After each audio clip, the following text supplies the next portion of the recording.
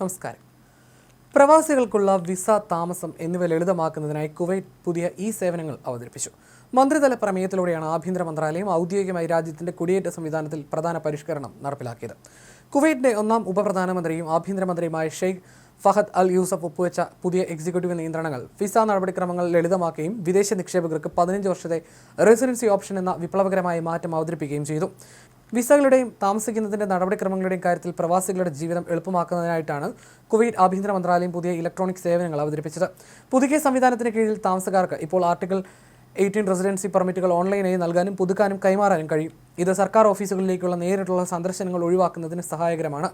മന്ത്രാലയത്തിലെ general department of information systems, general department of റെസിഡൻസിയുമായി ഏകോപിപ്പിച്ച് ഈ സേവനങ്ങൾ ആരംഭിച്ചു. കൂടാതെ ആഭ്യന്തര മന്ത്രാലയത്തിന്റെ ഔദ്യോഗിക വെബ്സൈറ്റ് വഴി നേരിട്ടും ലഭ്യമാണ്. പേപ്പർ വർക്കുകൾ കുറയ്ക്കുക, സമയം ലാഭിക്കുക, സംയോജിത ഗവൺമെന്റ് സേവനങ്ങളിലേക്കുള്ള കുവൈറ്റിന്റെ നീക്കത്തെ പിന്തുണയ്ക്കുക എന്നിവയാണ് ഇതിന്റെ ലക്ഷ്യം.